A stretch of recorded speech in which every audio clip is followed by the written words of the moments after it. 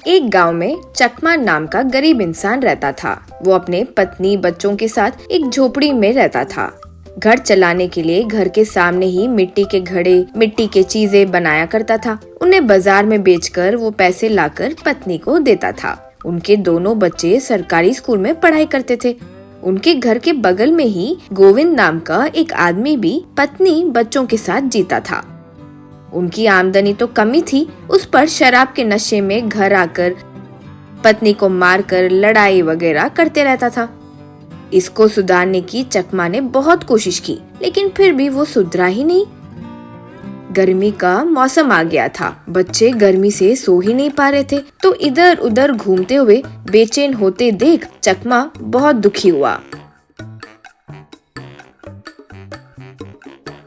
उसकी बेटी, पिताजी हवा नहीं आ रही है तो हमें ठीक से नींद नहीं आ रही है, इसीलिए स्कूल में नींद आ जाती है। टीचर डांट रहे हैं, पाठ भी समझ नहीं आते अब तो। यूं बोली। तब बेटा, पिताजी हमारे घर में तो बिल्कुल हवा नहीं आ रही है, कल से बाहर सो जाएंगे बोलने पर माँ बिल्कुल मानती नहीं। यूं कहा। तब माँ, बाहर सोने पर मच्छर काटेंगे बेटा, फिर दुनिया की बीमारी हो जाती है, बस थोड़ा सब्र कर लो, मौसम ठीक हो जाए तो बाहर सो जाना। यूं कहा। तब बेटा, क्या पिताजी हमारे लिए एक फैन खरीद सकते हो ना, गर्मी बर्दाश्त नहीं कर पा रहे हैं। चल छोटी, स्कूल के लिए देर हो रहा है। यूं कहकर दोनों चले गए।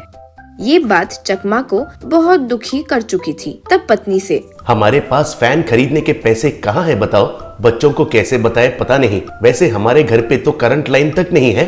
तब पत्नी, एक काम करो, अब मिट्टी से एक फैन बना दो, वो तो देखकर खुश हो जाएंगे बेचारे। करंट कनेक्शन मिलेगा तब तक रुक जाओ कहकर झूठ बोल देंगे और टाल देंगे। यूं बोली। ये ख्याल चकमा को पसंद आया। वो तुरंत अपने चक्र पर मिट्टी डालकर एक मिट्टी का फैन बनाकर उसे घर में लाकर लगाया। शाम को जब बच्चे घर आए तो वो देखकर आश्चर्य में पड़ गए थे। तब माँ, बच्चों देखो, पिताजी तुम लोगों के लिए फैन लाए हैं, लेकिन हमारी बस्ती को सरकार अभी करंट लाइन तक नहीं दिए, वो देते ही हमारा फैन घूमने लगेगा, तब तक पिताजी को तंग मत करो, ठीक है? यूं बोली। बच्चे ठीक है कहकर मान गए। रात को सोते वक्त वो फैन घूमने लगा, उससे सब खड़े हो गए। तब वो फैन, मैं एक मायावी फैन हूँ, मैं जहाँ भी रहती हूँ वहाँ के परेशानियाँ दूर कर देती हूँ। अब से मैं तुम लोगों को रोज पैसे और सोना दूंगी, उसकी मदद से आप लोग भी तरक्की करके 4 और लोगों की मदद करें। कहते ही उससे पैसा और सोना आने लगा। वे सब नमस्कार करके वो पैसा और सोना ले लिए। अगले दिन गरीब लोगों को सोना और पैसे बांटने लगे। वो देखकर गोविंद आश्चर्य में पड़ गया। ये क्या, इनके पास तो खाने का पैसा तक नहीं रहते थे, अब ये लोग दान करने चले, आश्चर्य की बात है। सोचकर वो भी लाइन में खड़ा होकर पैसे लेने लगा। कुछ दिनों बाद चकमा और उसके घर वाले बड़ा घर, कार सब खरीदकर अच्छे से रहने लगे। वो देखकर गोविंद चुप नहीं रह पाया।